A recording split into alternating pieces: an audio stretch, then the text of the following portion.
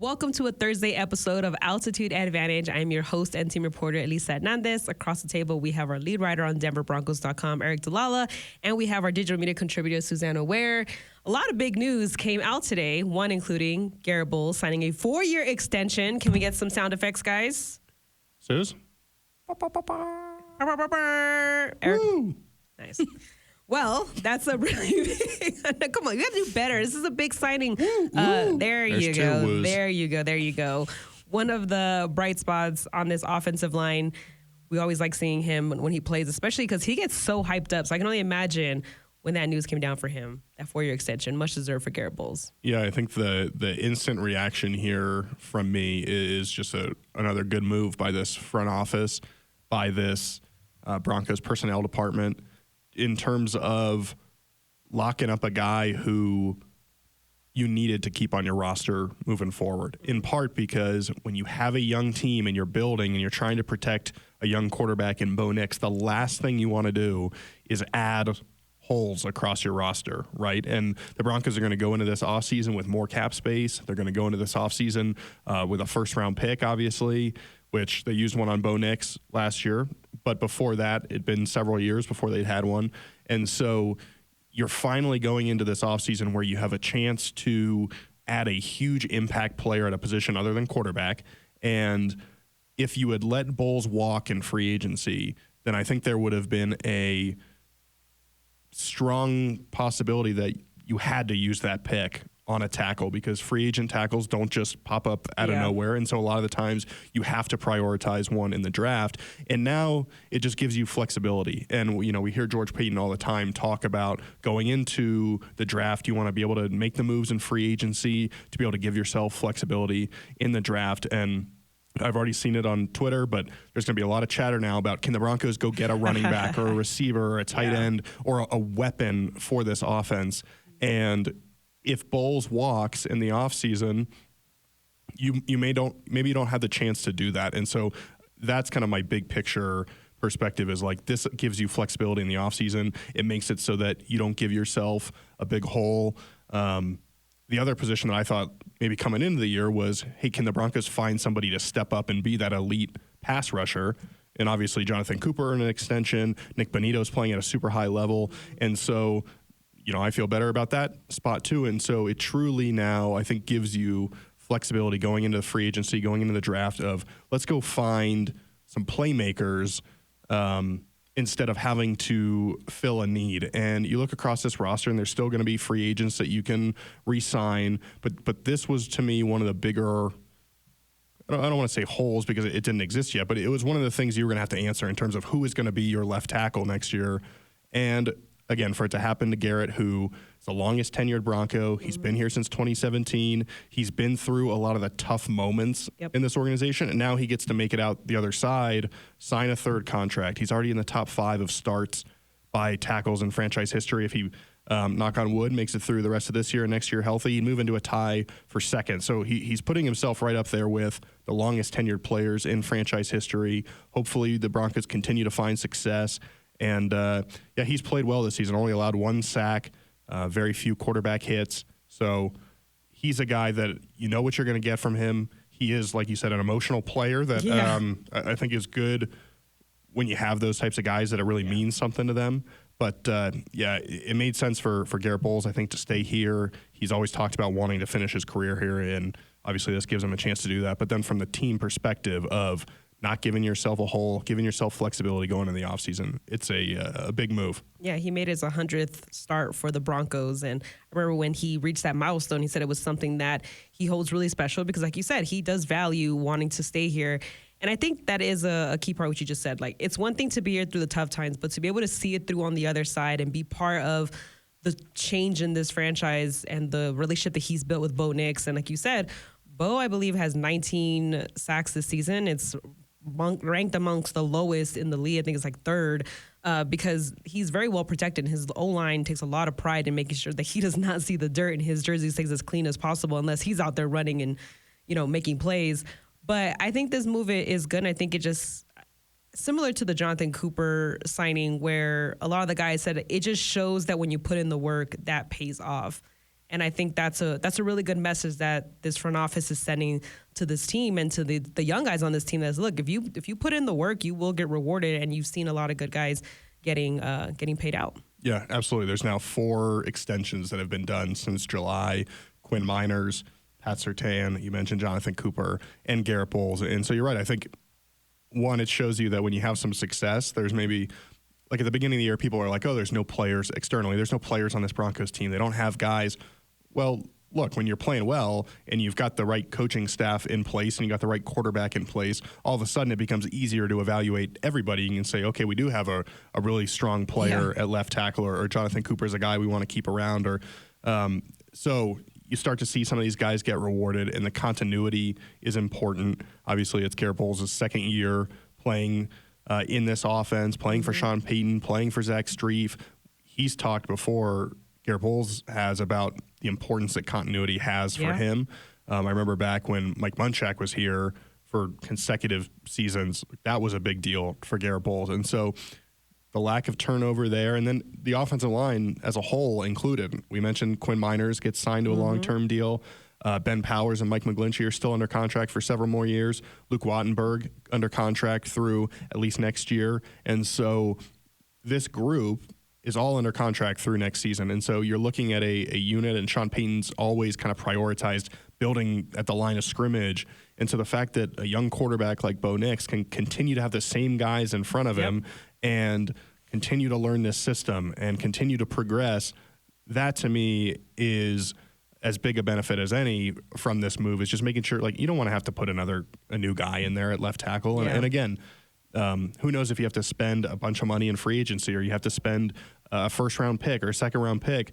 These are things that you can now, again, flexibility is the word, right? And you don't get forced into a decision, which I don't think John Elway used to say it, of you fill your needs in free agency and then you draft best player available. And I think this kind of helps the Broncos do that. And it'll be interesting to see now the approach in free agency, because you could view Miners, Surtain, Cooper, Bolles as free agent type moves. They're just getting done before you get to the point where, at least for Cooper and Bolles, where they would have hit the market. So it'll be interesting to see, and we're still months away from that, of what is the strategy now in free agency. Do you go still swing big for a couple guys, or are you a little bit more reserved like last year? We'll have to see, but it's been nice to see some teams, like, they just don't do in-season extensions. Yeah, but sometimes you got to lock down those anchors, especially when they're playing well and they're helping lead a rookie quarterback to the ways that,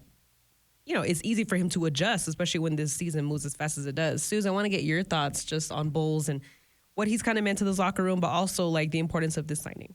Yeah, I mean, I think from a locker room perspective, like, you know, similar to Jonathan Cooper, I think the role that those guys have from a leadership perspective, and just, you know, especially with how long he's been here and being through those ups and downs, I think it's huge. And he's always the first one in the locker room to really talk passionately about, like, how much it means to him to be here playing for this team and just what he's been able to build throughout his time here. So I think from a leadership perspective, especially with so many young players on this roster, I think it's a huge deal.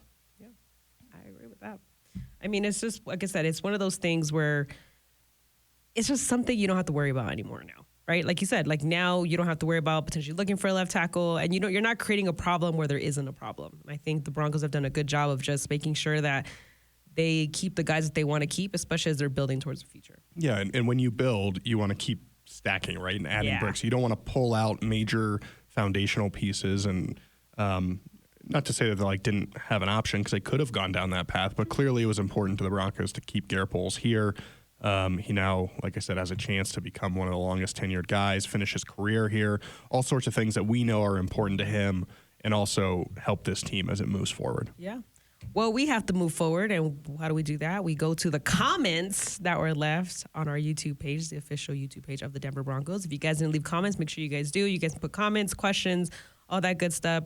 Aric is loading it up now. So what do we have in the comments? I hope you guys listen to me and put comments about Aric, which they did. Who else would they comment about? Okay. I'm sorry, we forgot you're the star. I'm just kidding. Okay, yeah, this is from our official YouTube page. So if you're not listening on Spotify, or you all right over there? I'm all right. I try to do that as far away as the mic as possible. Gotta hit that off button. It doesn't work. Oh. Just for show. Just nice feature. Yeah, so if you're not listening on Apple Podcasts or Spotify or DenverBroncos.com, maybe you're listening on YouTube so you can see my lovely quarter zip. And apparently Elisa has found more gear. Swag. This was from the Swag Fairy. More swag. I mean, But look. this wasn't even a team store adventure. And you're good. So You you get just wore a rewarded. blazer just to show us all up? It's more of a sweater. Oh. Okay. Comments. Anyway, comments on YouTube. Okay, Craig Stark says, this year's draft class has been an absolute hit. I can't wait to see what Peyton and Peyton do this offseason with a little cap space for a change. Peyton and Peyton sounds like a TV show. Hey, it's a good point. You never know. Yeah, Craig, that's a good point. Peyton and Peyton have a little less cap space now, but something just fell. We're in danger over here. Wow. This is like a distraction-laden podcast here. We got the studio falling apart. We got buttons not working. Yeah. But Craig, we're still dialed in on what you've got to say. Yes. Yeah, a little less cap space because of the Bulls, but still plenty there to do what you want. Move ahead to the next season as well, 2020, going into 2026, you'll have a lot of cap space. So this is the exciting part about having a rookie quarterback on a rookie deal is you can build. This is the window, and it'll be exciting to see what the Broncos do. Walker Curtis says, since Peyton Manning, this is the first time when I'm not afraid of us being behind in the fourth. I feel that Bo has that comeback ability. I think that's true. We've seen it a couple times. Yeah. He saw it game one. He just does not quit. I still have fear, but that's just my natural anxiety. Has nothing to do with Bo's. Yeah, Bo, I think he stays calm in these moments. He does. And there's an interesting story from Troy Rank, our friend at the Denver Post. He did a column about how Bo Nix does not curse. Really? Ever. But he leads. That's what he says. How does he know? Well, he's just assuming that Bo Nix is not lying to his face, I think. Wow. I don't think you want to accuse our quarterback of lying to people. I'm just saying, like, it's an emotional game. He says he made a decision a long time ago to not curse and that there were other ways to, spread your message. And That's true. I thought it was admirable. Yeah, kill him with kindness. I love it, Bo. Good job. None of us curse either, of course, ever. All right. Robert Barlow says, Aric. What did you say last time? You were like, thank you for including me, but I don't want to answer that. Can I? That's in the comments. Aric, if we win the Super Bowl, I'll paint my nails orange and blue with you. Wow. Crying, laughing emoji. Bulwark Tire says, same here. I think I pronounce that differently every time we talk about it. Look at you starting a movement. Yeah. I've heard those are expensive, though. I mean, there was some chatter in the office when I told them that I was willing to do that. And they were like, that's a lot of money. Well, it depends if you get like a design, if you spell out Denver, if you spell out Broncos. We win the Super Bowl, I'm going to go all out here. Ooh. Might expense it, though. All right. Riley Hammond says, this is the greatest Broncos team ever. I'm a believer. He's the best quarterback of all time. I don't even know who this Brady guy is. It's funny, Riley. Take it slow. Robert Barlow also said, let's go Champ Bailey. He's an idol, the GOAT for corners. Loved watching him play football. Big facts. That, of course, was your first jersey. That was. People were, well, we'll get there. Andrew Ryberg. Sorry, Andrew, my apologies. We should send him something for that. I've been watching this podcast for a couple of years now, became a Broncos fan at a young age, and have been for as long as Aric has been working here. Oh, have been for as long as Aric has been working here. Not going to reveal my age because that'd make Aric feel old. I can't tell if Andrew Ryberg is like much older than me or much younger than me. I was hoping to see. Is he a like, fan of you or the team? He said he's been here as long as you've been here. So maybe you brought both. him on. Yeah.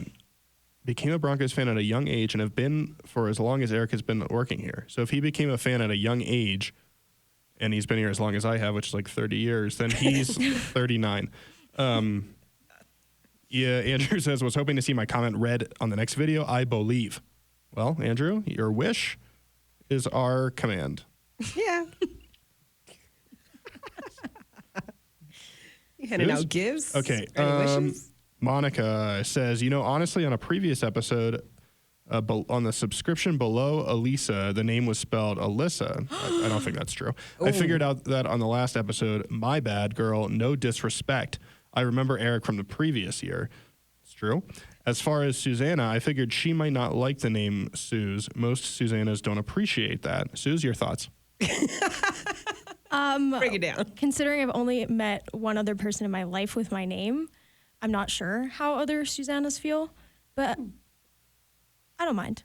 This is going to be, and I believe your parents listen to this podcast. They do. So, shout out. I'm going to be careful here, but how old was the other Susanna?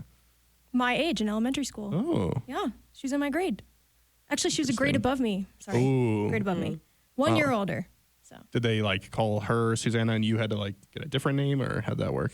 Is that why you go by Suze? No, we weren't in the same class. Oh. She was a grade above me. What if you were all at lunch at the same time? That really didn't happen. Okay. I don't know her.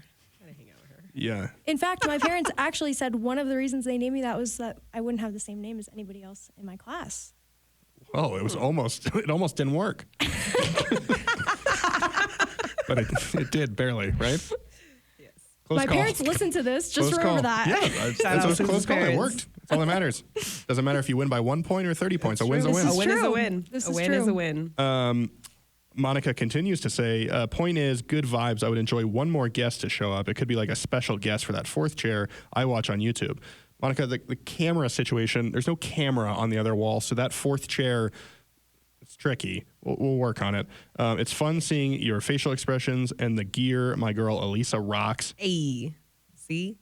Appreciate it. That's true. By the way, thanks for the shout out. My kids got big, great smiles when they heard their names. It made me smile. Mile high salute from Cali. Hey, from CA. I love it. See? Getting love from the West Coast. Bulwark tier. Oh, wow, he's all over the place. I'm usually a one game at a time person, but now is definitely the time to be preparing for all possibilities. Someone has already said it, but I second painting the nails of Aric, and I will paint mine as well. Thank you guys. Go Broncos. And then also says, Suze, no Broncos jersey. This needs to be remedied. Maybe that's a good. We're spending a lot of time on comments, but they're good. So They're good comments. So, that's what happens when you guys leave yeah. comments. So my question for you is, if you were going to get a jersey now, which Broncos jersey? And it doesn't have to be you, Suze. If you're going to suggest that your parents maybe got it, but that goes against my jersey rule. So that's tough. If you were going to suggest that your younger sibling was going to get a jersey, who would you suggest on this team they get? It has to be someone that's on the team right now. It could be any jersey that you could purchase. Does it have to be for somebody else, or can I answer for myself? Ooh. I was trying to give you an out, but sure, you can answer for yourself. Well, I mean, everybody already knows I had an Eli jersey, so I'd probably have to get a Peyton jersey. Which that's makes nice. sense. Because, fun fact, I've lived in every city. The fear that just entered his body. Is like, I've lived in every city that Peyton and Eli have played in. So. Professionally. Professionally, yeah. What? yes, professionally, Yeah, obviously. come on. That's obviously what I'm talking about. Maybe you did a stint in Knoxville we don't know about, No, I did not. or Oxford, No. That's a good one. Manning, that's a good one. or New Orleans. Nope. What about you? Okay. What about me? What about your jersey? What about the jersey? We know there's comments. can't- Oh, you gotta buy a Bo exactly. jersey. You got to buy a Bo jersey? Yeah, That's a good one. you got it. The quarterback. Quarterback? But I do enjoy I enjoy the idea of getting a jersey that not many other people have, so you can be like, I know more than you, and I'm a little cooler than you because I'm like alternative, That's fair. I believe in getting a jersey once the player has built a little bit of a legacy. I'm not Agree. saying this is nothing against I agree. Bo. I'm just Most- saying. most wins by a rookie I in need franchise history? long-term deals to get done before I get a jersey. I've been. I got my Eli So you're jersey heading to get the Garett after Bolles he jersey? had. I already have a or Garett Bolles the jersey. Cooper or the Surtain. I have all those jerseys. I think a sneaky good jersey to get would be like a Bonito because That's a good one. That's a good one. he's still up and coming, and people will be like, oh, nice Bonito jersey. But not everybody's got a Bonito Do jersey. you feel bonito? Yeah. Wonderful, because you look bonito. Thank you. Okay, J. Prez Bronx says if you could add one player from a football movie to the Broncos roster, who would it be? That's a really good question. That is a really good I haven't question. seen that many movies. Susan's shaking in fear. Because no, I've seen a few. No, go ahead. Oftentimes that question comes up as like which former Bronco would you add, or like we got that one last year of which former Bronco would you add to this roster to make it better. But a football character to add to this roster. I'll go. Oh, you got one? Yeah, I got one. This Okay. This is a terrible answer. Wow, really hyping it up. It's just one of my favorite movies. I'm adding Rudy. Come on.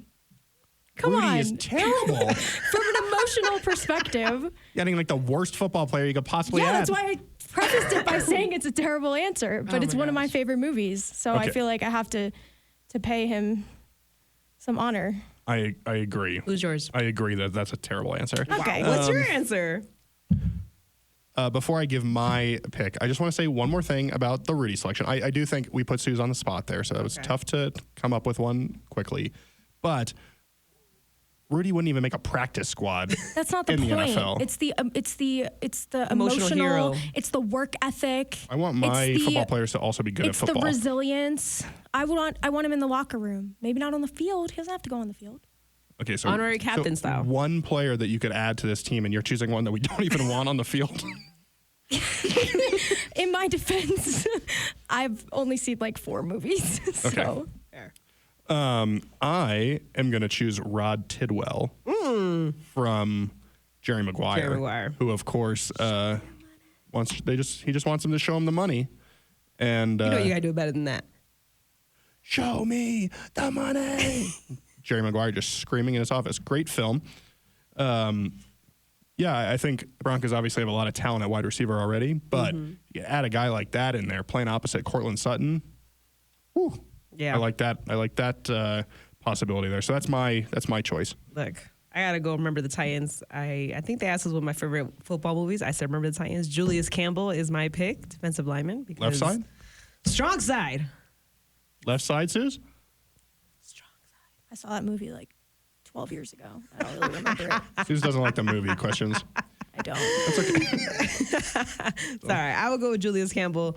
That's my pick. That was one of my favorite characters in the movie. So. That defense would get even more frightening. I mean, you adding like a high school Julius championships. Campbell, or like I'm adding.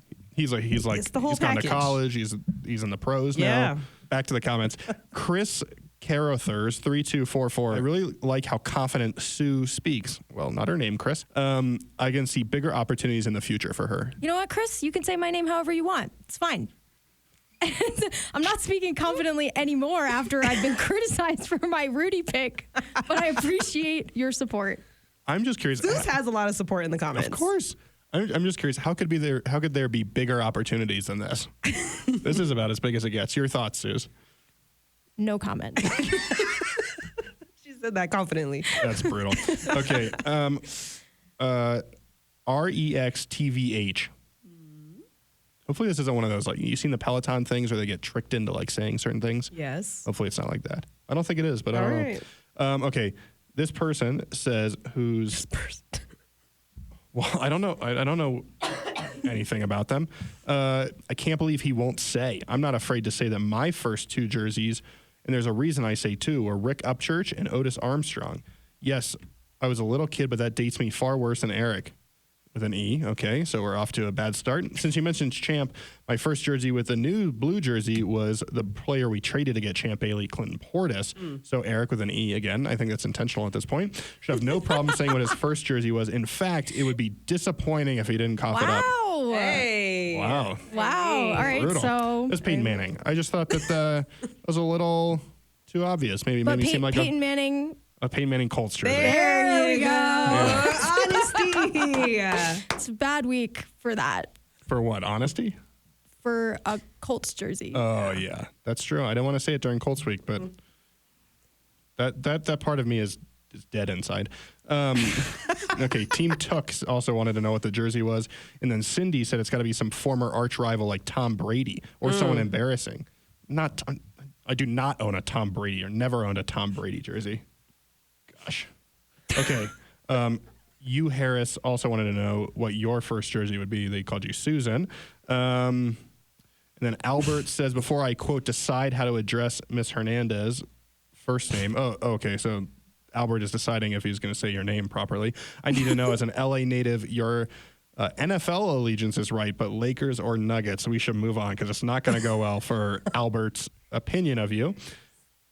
Jason 5265 says, "Who are these people? I'm not interested in their commentary." Well, I appreciate the engagement on the comment, buddy. Yeah, we're on YouTube, and you're commenting with numbers in your name. So that was a great comment session. that's all the comments we got. Please leave more. No more movie questions, please. Leave your comments. Leave your questions. If you got numbers in your name, I don't want to hear you criticizing us. That's right. Hey, you watched enough to not like it, so we appreciate the viewership and the engagement on the post. Yeah, that's true. You watched enough to know you didn't like it. How long do you think it took them to know? Depends what episode what was that? What was that person's? Jason 5265. Tell us exactly when you knew you didn't like us. All right, football time. Oh my God, yeah, it's football time because there's a lot of stakes in this game. Obviously, the Broncos will host the Indianapolis Colts on Sunday in a game that really is going to depict how this AFC playoff picture is looking. The Broncos hold the 7th seed, the Colts hold the 8th seed, even though they're still chasing behind the Ravens, the Chargers, and the Broncos. They each have 8 wins each, which is crazy to think at this point that those teams are all evened up in the standings. So when you look at this game, playing at home, the Broncos have been playing better at home when the last 3 there.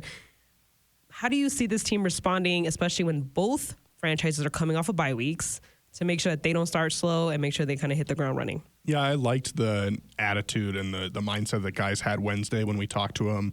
Bo Nix was talking about how they had a good practice and he liked how they'd focused back in. And he also said when you've got a team like this that knows kind of what's at stake and has kind of the character that this team has, you don't have to worry about that because they're not zoning out or they're not like, he said, we don't need anybody to tell us to lock back in. We just know that it's that time, right? And so I do think they'll be ready for this game. I think playing at home is a huge help for this team. You mentioned they've won the last 3 at home, 4 of the last 5. Bo Nix talked about the advantage that this home crowd has given them in recent games. I think that's especially true this week against the Colts. Anthony Richardson, I believe, has only started 5 games on the road in his NFL career, and so it's still a process in terms of him getting used to that environment, that road environment, making the calls when it's as loud as it is at Empower Field at Mile High. So that part of it is exciting to me. But I think there's just good awareness, and I like the way that Sean Payton handled things this week where he was asked, do you talk about the playoffs? Do you talk about what's at stake in this game? And for people that have missed it, and I don't know how you would at this point because it's been the conversation all week, is if the Broncos win, it's like a 90% chance of making the playoffs. If they lose, it's down to a coin flip, basically. 50-50, 45%. It depends on kind of which site you look at. But this is a big game because the Colts would still be a game behind you in the wild card race.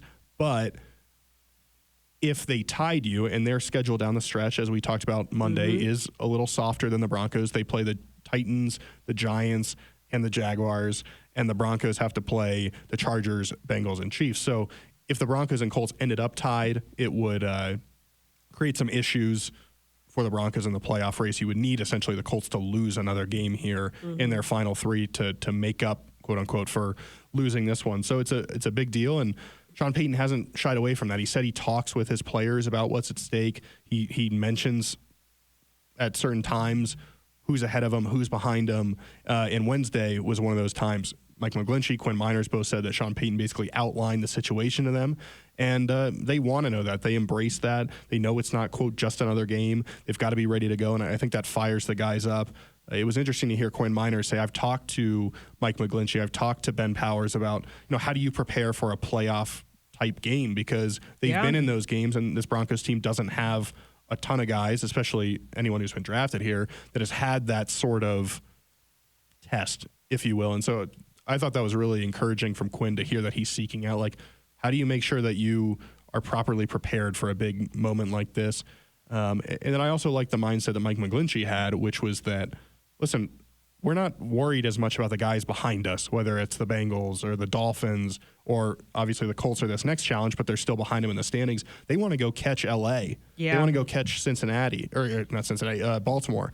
Like, they want to move up in the playoffs. Exactly, spots. and get yourself maybe a more advantageous matchup in the playoffs. Get up as high as you can. Obviously, you can't get to Kansas City. The division's been clinched, but you can still, if the Broncos win out, even if they go 3-1, there's a really good chance that they end up with the 5 or 6 seeds. Yeah. Exactly.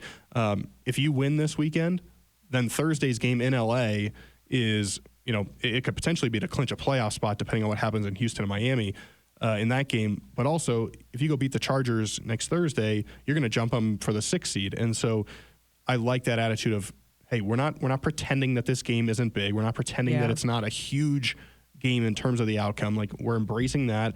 But we're also saying, let's stop worrying about, and I kind of said this Monday, of like, I have more faith that the team's going to move up instead of falling back just because of the mindset they have right now. And at a certain point, you have to stop thinking, man, they've missed the playoffs for 8 consecutive years. And you've got to start thinking they've won 8 of their last 11 games, and they're just a good football team. Yeah. And so, hopefully they're ready to go out and beat the Colts. But, yeah, they're focused on, hey, can we keep climbing as opposed to worrying about who's behind them? Yeah, well, the 9th win of the season would clinch a winning season for the first time since 2016 for this club. So I know that... And nobody cares. It's true, but like... Which is good.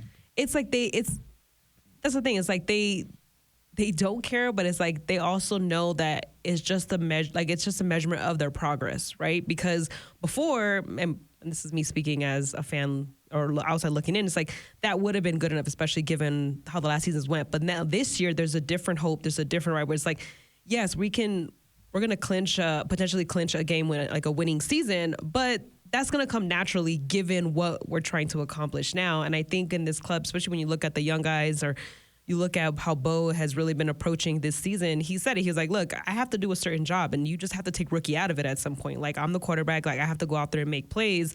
But what do you see about just his mindset and the way that he's really developed from week 1 to now, and the way he's been able to control all the noise and everything? Head coach Sean Payton said, like, I don't pay attention to it. I can't do it for the players, but I feel like he's done a really good job of just making sure that they stay connected. And I think that really showed on the Monday night game when, stuff was getting a little chippy on the sideline, and then PJ Locke, Malcolm Roach, Jonathan Cooper mentioned that they all kind of stopped and made sure that they kind of all got on the same page to get the win. Who's Anthony? I was thinking Anthony Richardson. Oh, that would have been crazy. I know, which I didn't. And then my nephew's name is Anthony. There's a lot of Anthonys in my life. Yeah, shout out.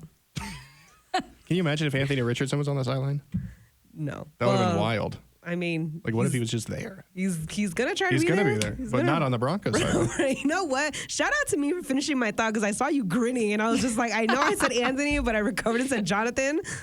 But I finished my thought. I liked it. A win is a win. Yeah, of course.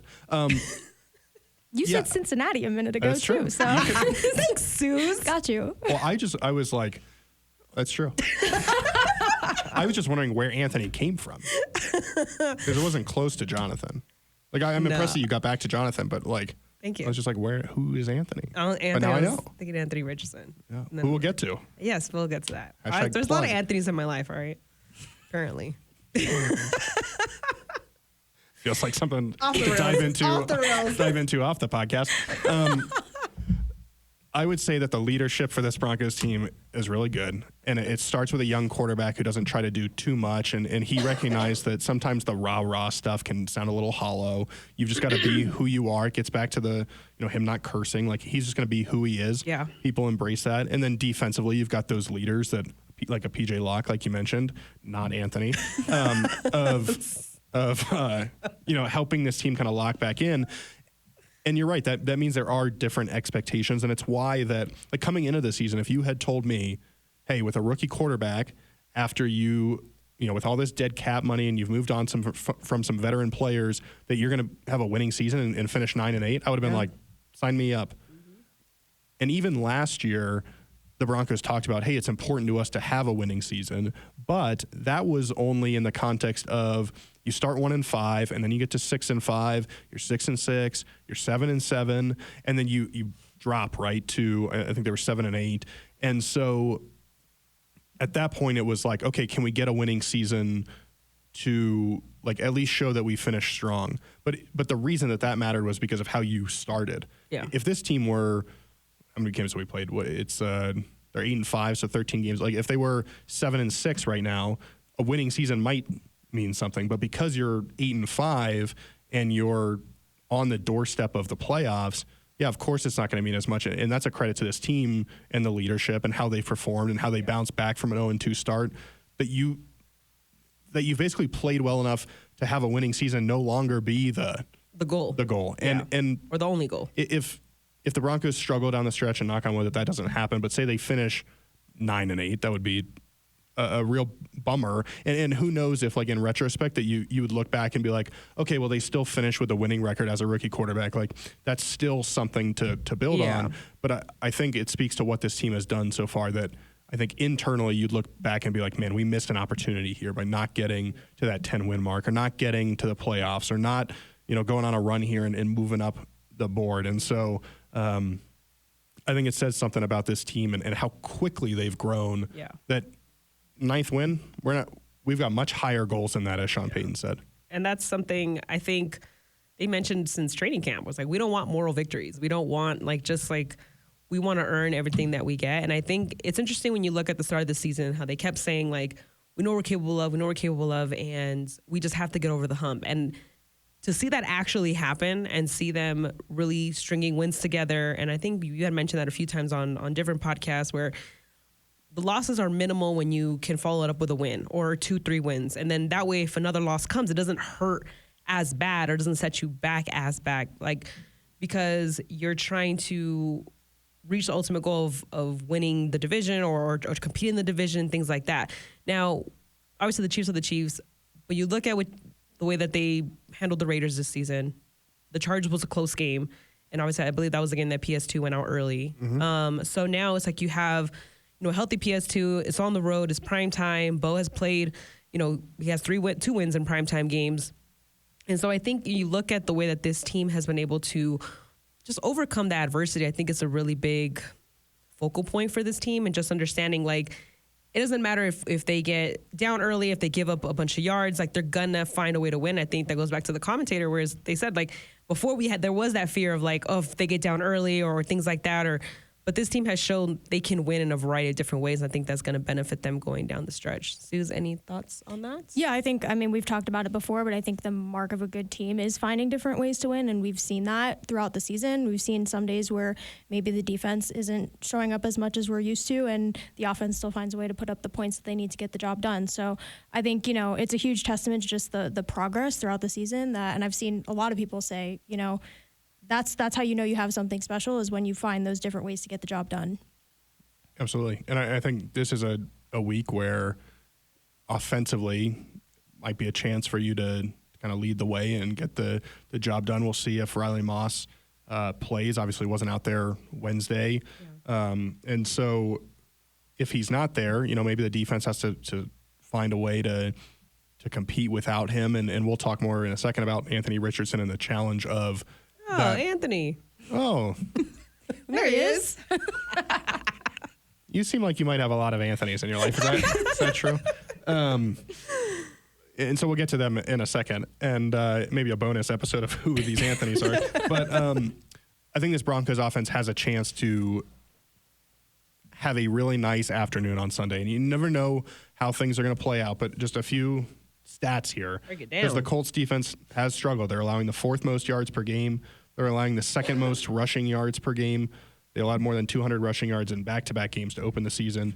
7th most passing yards per game. They're 29th in red zone defense.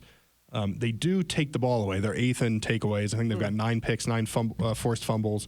So that's something to watch. But an 18th in scoring. So it could be a big game for a Javonte Williams, a Jaleel McLaughlin, Audric Estime. Like, the Broncos, I think, are going to need to – we've heard Sean Payton talk about it all the time, right? Like, got to be able to run the football and help a young quarterback. But the other interesting element is that the Colts play a lot of zone defense. And Bo Nix, especially over the last 5, 6, 7 weeks, he's been really good against zone defense. I think in the top 10 in the NFL in terms of how he's performed against that type of defense. So, if the Broncos can avoid turnovers, and last week one of them from Bo was a little bit, or last week, at this point it feels like a month ago, but against Cleveland, one of them was a little fluky. The other one, Sean Payton took the blame for, that it wasn't a great call on his part. But otherwise, Bo has played turnover-free football for the most part. If he can do that, the Broncos can get the run game going. I think there's going to be an opportunity to make some plays in the passing game. I was listening to another of a national podcast, and they were talking about they think Cortland Sutton against this Colts corner group is going to have a big-time advantage. So obviously Cortland's been playing really well. We'll see if he can continue to stack days. But it's been a while since we've seen this team out there, but especially at home, I'm excited to see what Bo Nix and this offense can do against this Colts defense, because I think there's a chance that they can have a nice afternoon. Yeah, Nix has 5 games with 2+ passing touchdowns and 0 interceptions this season, tied for 4th most among rookies since 1950. And Cortland has 70+ receiving yards in each of the last 6 games. The Broncos offense ranks 13th in points per game. And he goes against a secondary that has allowed a 70+ completion percentage, ranking second to last in the NFL. So we definitely see the connection between Bo and Sutton building week after week. Since week 8, Sutton has 42 receptions for 569 receiving yards. So he's definitely been able to find him, whether it's just for the first down, a big third down, or even for a touchdown. Sutton can really kind of kill you in multiple ways. And I think when you look at how late this bye week was, I talked to Nick Bonito after practice yesterday, and I said, what are the benefits of having such a late bye week? And he said, look, we felt it. He was like, I felt it. Like, my body felt it, where it's like I was starting to really start hurting. He was like, and it just came at the perfect time. And Pat Surtain also mentioned, like, man, we played a lot of football before this bye week. And when we went back to look at the film from the Monday night game, which they gave up a season-high 500+ total yards, it was like, there's a lot we can clean up, but now that they're feeling healthy, the injury report alone, it was nice to not see so many names on it. And I feel like that also plays into that late bye week and how that's really helped this team at the right time. Yeah. And one other thing on the offense is the Patriots, I think, were in the red zone 6 times against the Colts last week. Or in week 13. And I believe they were 2 of 6 down in the red zone. So they had their chances. There was a pick that was kind of a freak play down by the goal line, a missed 25-yard field goal. So the Patriots had their chances, and so we'll see if the Broncos can get down there. Obviously, have to be more efficient than 2 for 6, but it speaks to maybe there's an opportunity to get down, have a chance to score some points. And I think as we turn toward the defensive side of the ball, this is a Broncos defense that if they can get a lead, and granted, Cleveland still made plays when they were trailing on Monday Night Football, but generally this season, when we've seen the Broncos offense build a lead for this team, the defense has gotten after opposing quarterbacks. Anthony Richardson, still a young player, I think only started like 13 games in college. And so if the Broncos can put them in unfavorable situations, make him push the ball down the field, I think there's a chance that they can get some turnovers. Last week against New England, Richardson on passes of 10+ air yards, 1 of 13 for 22 yards and 2 interceptions. So what they want to do is they want to run the ball with Jonathan Taylor. They want Anthony Richardson to run the ball in the QB design runs, which Sean Payton talked about Wednesday, creates a challenge for your defense that's unlike anything they faced this year. So they want to do that, and then they want to let Richardson just take these well-timed shots down the field, whether it's draw pass interference or get a big play. But and the Broncos play a lot of man, so we'll see kind of how they're able to adjust there again if Riley Moss can't go. But if you can stop the run against this team, I think you're going to that's where it's got to start. You got to stop Jonathan Taylor. You got to stop Anthony Richardson's design runs. Put him in 2nd and long. Put him in 3rd and long, and then you're going to get a chance.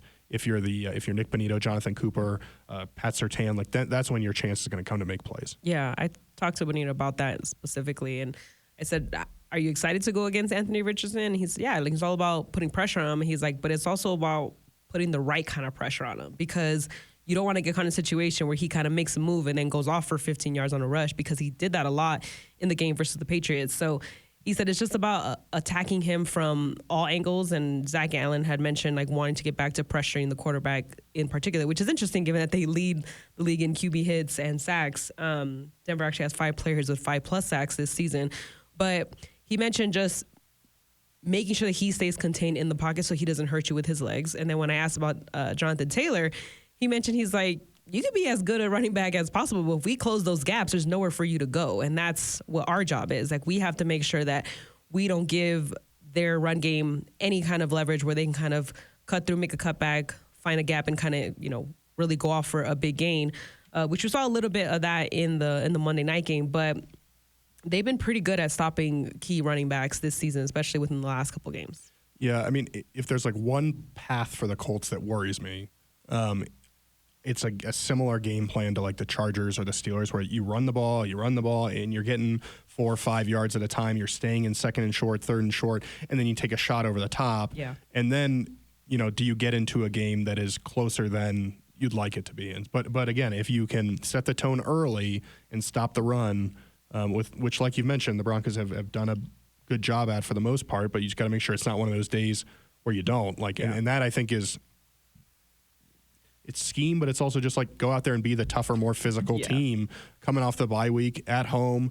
It's going to be loud. Like, use all those things to your advantage and put a quarterback who's not played much football in tough spots. If you let him live in these shorter, easier to manage situations, that's where I think you're more likely for him to make a big play. If you can put him in uncomfortable spots, I think you'll be okay. Yeah, 3 of the 5 wins that Richardson has had this season have come on game-winning drives or late, the kind of like those late pushes. That's another thing that this defense really wants to make sure that they don't give this Colts team any life at any point. And I know, like, they always say, like, we don't want them to score any points, which they've done a pretty good job at shutting out some teams, but they obviously want to make sure that they don't give the ball back in an opportunity where did your phone fall? Huh? Did your phone fall? No. I don't believe you. But yes, this defense wants to make sure that they don't put this Colts offense in an opportunity where they can make a play late in the game. Yeah, and this Colts team kind of lives in these close games. They beat New England by 1. They did have a tough game against the Lions, but they beat the Jets by 1. They had a 1-score loss to the Vikings, 1-score loss to the Texans, 1-score loss to the Jags, Packers, Texans, all 1-score losses, and all 5 of their, or sorry, not 5, all 6 of their wins have been 1-score games. Yeah. Their biggest win comes by 6 points, which I think was in week 7 against the Dolphins, which is very different than Denver. Denver's lost some 1-score games to the Chiefs, and then obviously their first 3 of the year, the Seahawks, Steelers, and Chargers. But their wins, with the exception of the game against the Jets and kind of that crummy weather, have all been really dominant. You win by 19 against the Bucs, 16. This is going to be like a math test here on the fly for me. 16 against the Raiders, 23 against the Saints, 14 Panthers, 32 Falcons, 10, 9. So I think they're actually tied with, I believe it's the Bills, for the most 2-score wins or wins of at least 2 scores in the NFL. So when the Broncos win, they kind of run away with it. And the Colts, meanwhile, in all these games have found a way to keep it close. So it'll be interesting to see kind of which style wins out. Are the Broncos locked in a close game late? Yeah. Or can they make the plays both offensively against this defense that has struggled a little bit?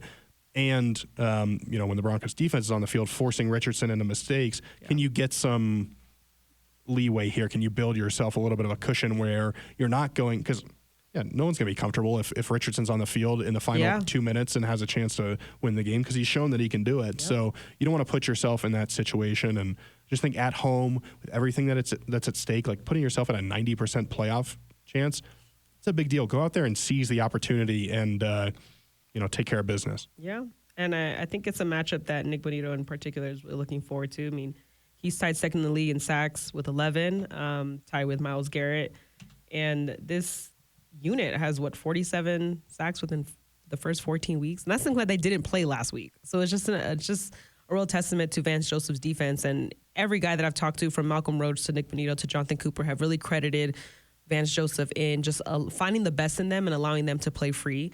And Malcolm Roach had mentioned, like, he understands there's going to be mistakes, but he knows that when we play fast and we play aggressive, the chances of us getting a turnover and making a big play is going to outweigh the risk of us, messing up. So, and that's one of the things that they've been really able to do this season, is just make quarterbacks uncomfortable. I mean, obviously they did it against Kirk Cousins. And I think going into this game with Anthony Richardson is going to be no different. He's a big guy, though. Anthony Richardson's a big guy. Yeah. And even when this defense didn't play great against the Browns, right? They still got 3 interceptions and 2 pick sixes. So they locked in. There's a difference between not playing well and having no big plays and like giving up a lot of yards and big plays, but you're also able to bounce back. And so that'll be a key, is like, if you give up a big play to Anthony Richardson, can you find a way to then get the turnover that swings things back in your direction? So far, we've seen the Broncos be able to do that, and hopefully it continues Sunday. Suze, what do you think any keys that you're looking out for game-wise? Yeah, I mean, I think we already mentioned it. I think stopping the run is going to be huge, especially shutting down Jonathan Taylor, I think is going to be a huge point of emphasis. He leads the team with 186 carries, 804 rush yards, and 5 rushing touchdowns. So I think that's just going to be a key piece of getting the job done on Sunday. Jonathan Taylor's a good back. And I think when you look at the way that they've been able to shut down Chubb last week on Monday Night Football, Chubb only had 9 carries for 21 yards for Cleveland. Yeah. And again, if you can build a lead offensively, it takes them away from what they want to do, which, like Susan mentioned, is to feed Jonathan Taylor, feed Anthony Richardson in the QB run game. Like this guy, Richardson in the QB run game, when he gets to an edge, man, it's hard to catch him because he's faster than a lot of these defensive ends. Yeah. He's bigger than linebackers, or at least the same size. He's going to run over corners. So it's going to be, you might also need, like, we've seen Pat Surtain, I think I saw a stat that he hasn't missed a tackle this season. You might need your corners to come up and run support and help out. And, it's going to be.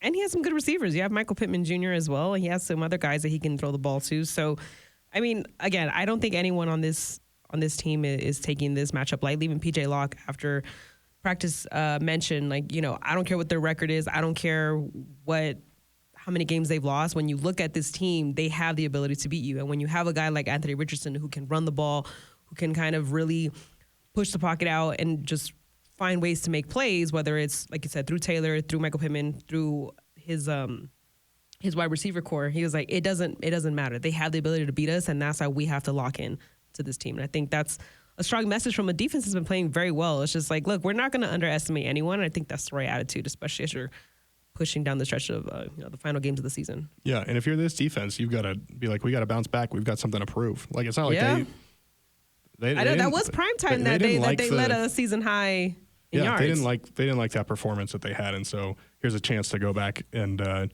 it's not going to be the number one game. But so stress me and Suze out. That Monday night game was stressful. Yeah, I was stressed. Was he stressed? I don't know.